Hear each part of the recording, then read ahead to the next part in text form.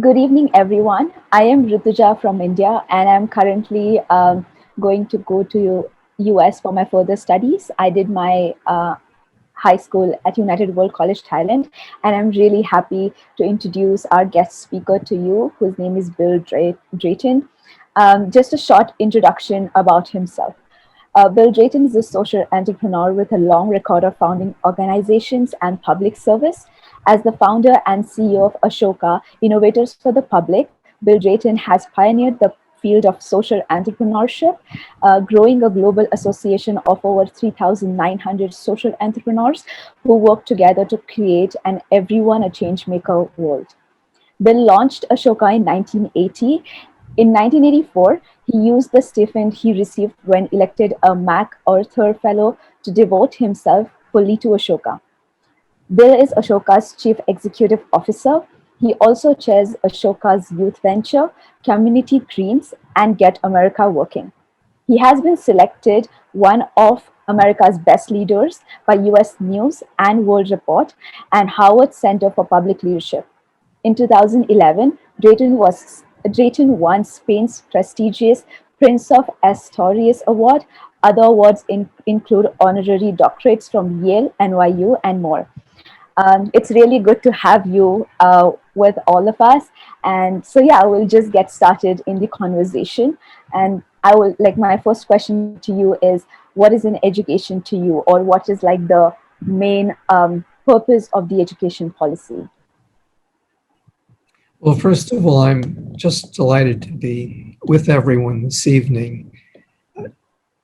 This is exactly the group that's going to help India and then more broadly make the transition that we all have to make. So thank you in advance. And what's the purpose? Well, every young person knows intuitively that their job is to figure out how to be able to contribute in life. Mm-hmm. And we have one of those profound turning points now. And the answer to that question that's been there for many, many centuries is over. There's a new answer. And let me give you the framework. These are facts. The rate of change and the degree and extent of interconnection are both going up exponentially and have been for over 300 years. The old system was based on repetition. The new reality is that everything is changing and everything is interconnected, and those two facts are multiplying one another. You don't get to choose this. This is a fact. That fact means that every young person has to figure out how to be able to play in the new game. And the new game requires almost the opposite abilities of the old game. It's no longer efficiency and repetition. Assembly lines, law firms, etc. Now, everyone has to be able to contribute to and adapt to change and to work in thousands of constantly changing and interconnected teams. This is wildly different. Now, a large part of humanity, and I'm sure almost everyone here, is part of the group that has made that adaptation. But there's another large group that hasn't. And the world is being divided right now between those who are in the new game, and we're doing very well, and those who are not, and they're having a very hard time. They're being crushed. And the new game is accelerating. The people in it are helping one another get better and better at it, and the gap is increasing. That's why income distributions are getting worse, not better, everywhere. That's why we have the us versus them politics that's just in the last 6-7 years, it's swept the world. If you crush people, they get angry. So what do we have to do? And what does this group of teachers, caring parents, etc., have to do. We have to make sure that we change the system so that everyone understands new game, critical for every young person to master the new abilities. And it's very easy to do, actually. Here's how. And ultimately, that's what the NEP has to accomplish. And I think we have to help it get there. So, what does this look like? Let me give you a story. This is Ashoka has for some time had a program focused on young people, Youth Venture and Ashoka Young Changemakers. And that's because about a third of the Ashoka Fellows are focused on kids, and 90 to 95% of them put kids in charge. Exactly what this new world requires. So we saw the pattern. And so if everyone here, if you can help the kids in the schools you care about, you can help your kids have this power, that's the game. So here's the story. I went to a lunch of about 350 Ashoka Youth Ventures. And a 6-person table, a very small young woman came down and sat to my right. She introduced herself. I'm 12.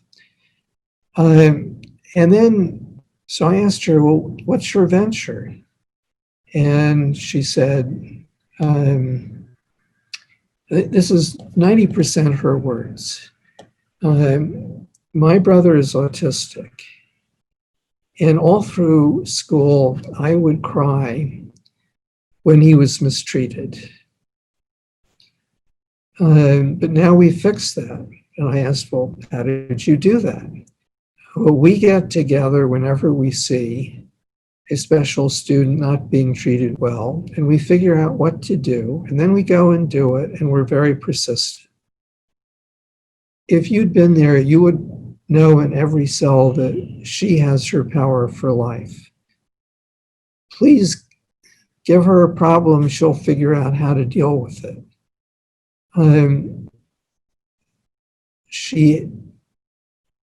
I asked her one other question. How many student groups are there in Shirley Middle School, which is where she is, which is a very poor rural school, nothing elite? Over 50. Well, that's wildly unusual. So when she walked into that school at 11, all the kids, and she had this problem, all the kids, you have a problem, think of a solution, build a team, go for it. And she did. And so by the end of her first year in middle school, she had her PhD in what the new game requires. She is a change maker. She knows it. She's helped so many other kids get on that path, and she's contributed to the culture of that school. Now, everyone here can identify the 1% of kids. It's way more than that. Kids have dreams. But we keep telling them, no, don't do it. Either through rules or barriers or just out and out not doing it, or attitudes of disempowerment. But if you say, yeah, it's really important, this is what you have to do to succeed in the new game. Have a dream, build a team, and make a real contribution that leaves your school or neighborhood or religious community, whatever it is, changed for the good. And this has always been a huge advantage. Kids who do this become the great entrepreneurs and leaders 2 decades later. And you can see that on LinkedIn. It's statistically very obvious. But now it's required of everyone. And if this Teach for India broad community can help people see that, help parents This is what you got to do if your daughter is going to have a good life. She's got to have this power, the power that this young woman has. Your daughter wants to have that. You can give that to her. If you're a teacher, spot kids who have dreams and help them overcome all the attitudes and other logistical barriers. You can do that. And then together, as we articulate this, this is like literacy 150 years ago. As the rate of change accelerated 150 years ago, we said, we need everybody to be literate. That was just as radical at that point. And you can disagree, and people always have disagreed about how to do it, but that goal is totally accepted. An Ashoka fellow did a survey of street kids in India. What do they want? They want to learn English and they want team sports as the top of the list. Everyone knows it's totally critical. And now we have to help people understand it's an everything changing world. Everyone has to be a change maker, or we're going to end up with a deeply divided, angry, dysfunctional society, which is unethical. It's unethical to crush people. It's unethical to allow any young person not to have these new abilities. And you all can make a huge difference in helping people see that new framework. Thank you so much for that. It just like there are just so many. Like I was literally making points when I was listening to you, and um, one thing that just came up in my mind and it resonates with me is because I've also been part of Teach for India for almost 6 years. Um, Currently, like as Teach for India, they have started this movement called Kids Education Revolution, which exactly points out to what you were talking about, like the togetherness. So there's this principle that Kids Education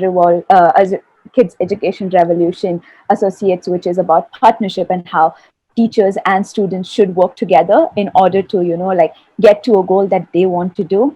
And personally, for me, I believe that because, like you said, like every child should have a dream, and the story that you spoke about, the girl, if you give her a problem she can find to the solutions. I Something that stood out to me was Shaheen Mystery always says this. She says that problems equals opportunities, and that was the first thing that came up in my mind. And it was like, how can we change these problems into something that we can build in ourselves, where we are trying to achieve our dreams, to build a team and then contribute. So yeah, in short, those were like the main things that you spoke about and stood out to me. Um, just like a follow-up question to that, you did speak about, like how the students and teachers can come together and, like make change. And at the end, you spoke about how this world is, if you don't come together, it may get divided with like anger and aggression. My next question to you is, like how, like talk to us about the power of empathy and love, like how, what have you learned about empathy from a lifetime of work in that area, and how can we inculcate that into what you were talking about, the education policy? Well, the two things you were saying just fit together. Teams, that means people have to work together. Teams of teams of teams. That's the way the new world is structured. And they're constantly changing. You don't have one employer, one community, one religious things, maybe a sporting. You're part of hundreds, thousands of teams, and they're all changing and they're all nudging and bumping one another. And an idea from Chennai is going to affect people in Brazil in 2 seconds. That wasn't true a few years ago. This is the new reality. So working together in teams of teams is a very sophisticated set of skills. And that begins There are four abilities you have to have. The foundational one that very, very young children have to start with and master is conscious or cognitive empathy. So we all have mirror neurons. I do feel your pain. We also have the ability to think consciously. We have to learn how to bring those two things together into conscious or cognitive empathy. That's something you learn to do. And then you have to practice it. And conscious or cognitive empathy so that you can live a life serving the good. That's that first principle. If you don't have this ability to consciously understand a world where everything is changing faster and faster and is more and more connected, you can't just follow the rules. The rules aren't there anymore. This is the first generation that you can't be a good person by just diligently following the rules. You are going to be marginalized if you try to do that because you're going to hurt people and disrupt groups. You're gone. And anyone who looks like you, people are going to be suspicious about. That's part of the new inequality, the dynamics at work. Everyone wants to be a giver.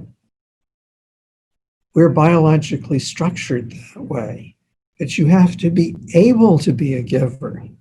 You have to be able to contribute in the game. And so the first level is conscious or cognitive empathy so that you can consciously understand all this and make good choices. And then ability two, you've got to have the ability to play in this very complex, constantly changing team of teams of teams. And you're part of multiple of them. In 1 minute, you're doing something technical, and the next minute you're leading, and the next, you have to have all those abilities. Third level is an opposite type of leadership. It's no longer someone with an idea like Henry Ford, and then they systematize it and they have thousands of people repeating for decades. That's the old model, and it doesn't work anymore. Now the new leadership is you've got to be able to imagine an opportunity, a solution to a problem. That gives you a purpose. That's the first step in leadership. Then you have to invite the right team of teams, and you have to help create the ways for those teams to work together, the synaptic architecture. And from that moment, all those people are players. You have a team. Think of a basketball team. The ball comes to you. You're the leader at that moment. No one's going to tell you what to do. You've got to figure it out. Well, this is a very different definition of leadership. Anyway, so this is what young people want. They want to be powerful givers for the good. We have to make sure that they have the power to do that. And part of that is making sure that the whole society is like this, right? Back to the first part of your question. So a school or any other youth community needs to be an everyone a change maker community. Everyone a change maker. When this young woman went into that middle school, she had a problem. All the kids said to her, "We have a problem, build a team, change the world. Look, this is how it's done. We'll show you how, come and join us." And she did. She walked into an everyone a change maker community, and that's what every school should be like. It should be the norm to be a change maker, not something that's really difficult that only a tiny number of kids can do, or only a few kids who go to United World College. This is the norm. Okay, thank you so much again. It feels like I have known you for so long because there are just so many patterns, and I can see like, okay, I think the same way, and there are so many similarities. Um, because we are short of time, just like a last question. It's going to be like a two parts to that question because you have a great affinity to India. So one part is, like what is your hope for India? And the other part is something that's needed or what kind of innovation is needed to reimagine education. So it can be in context of India or in context of the world. Yeah. So imagine if India led South Asia broke through to this new definition of what success in growing up is, which could happen very quickly. Um, well, then India, South Asia would no longer be increasingly divided. And we wouldn't be leaving large numbers, very large numbers of people behind. And what does that mean when a society suddenly works and it's able to break out and lead in the new game? That's what success is for any group. Um, the Persian American Board of Directors came to me a few years ago and asked, um, how can we be as successful as an immigrant community as the Indian Americans and the Jewish Americans? And we said, it's a function of what proportion of your kids are change makers at what level. Well, that's true for Persian Americans. It's true for all South Asians. And when you look at the world, let's look at the big picture. South Asia is 1.8 billion people. East Asia is 1.5. Africa is 1.3. Everything else is small change. Now, if this group of people, everyone who's here together now, got together and we helped India break out, that would change the world as well as South Asia and India.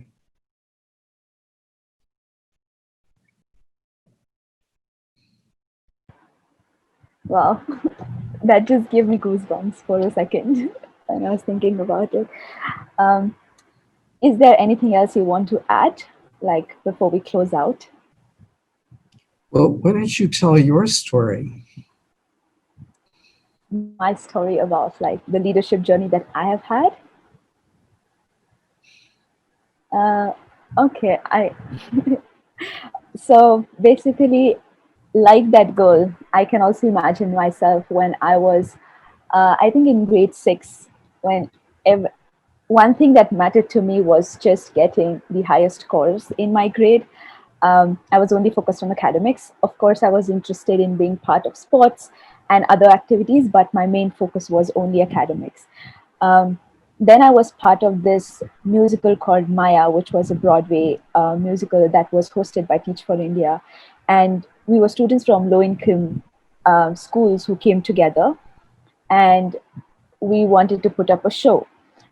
So in that journey it was more about, okay, we came here for a show, but for me personally it was more than that because like when we did not know, like our English weren't as fluent as I am speaking to you right now, so it was all like so scary and I was timid and I didn't know what to do. I was like, I'm lost in the world, this is so new to me. And that was a time when I realized that there's something more than academics and there's something more to education than just learning all the answers that my teacher asks me to do or solve the problems in like a maths textbook. And that was like the turning point when I got to realize that knowing myself was something that would take me to where I want to go, because by, like, living up to expectations was something that I always did, but I never realized that, oh, there's some dream that I also have for myself beyond scoring, and beyond, like, just being the smartest kid in my class. And it was more, I don't know, it was more like, like when you just have so many things all together, and then there are, like, you see small problems coming up, and you don't have, like, you just get muddled up, and you are like just a kid. And then Teach for India comes in, where it's like, oh, you have such great teachers who are there to support you and guide you. Doesn't matter it's about a school problem or anything that's happening. And slowly from then, I started in the theory, like believing in the theory of giving back. Like you said, like everyone wants to be a giver. I was in the same bucket. Like I wanted to do something to give back to my society. So every time I left a certain community of students, or like my friends or college, I always wanted to do something in return. So some of my small actions that I can highlight to you right now is being part of the Kids Education Revolution. I hosted a project in my community where I took tuition classes for students who were struggling with English and maths. And I started with my brother. And so I had very small number of students, but the number did not matter to me. What mattered was, are they learning, and are they taking away something from this, like classes. And yeah, like that, every time I come back, like when I was in Thailand, every time I came back in summer, I used to go back to my government school and help students there with their reading, and like just have conversations and help teachers. So that is my way of giving back to my community, because um, I feel satisfied when I am trying to do something for the others and get smiles on people's faces. So yeah, and now I'm going to head to the US. I'm very scared. I don't know how, like, it's just going to be a new chapter of my life, but I I'll just close out by saying that because I was part of Teach for India, and because the idea of education just changed so much for me, I now know that going to the US won't just be, oh, I want to become, like a doctor or an engineer, but it's more like I want to do something for my community, and come back to my community and serve them, and yeah, make this world a better place. So yeah, thank you for asking. I really appreciate that.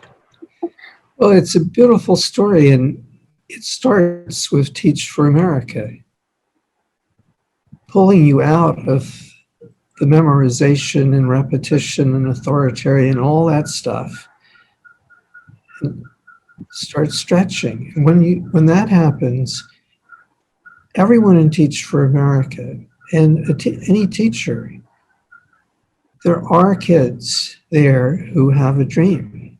They Mhm. just, they're repressed. You're not allowed to do this.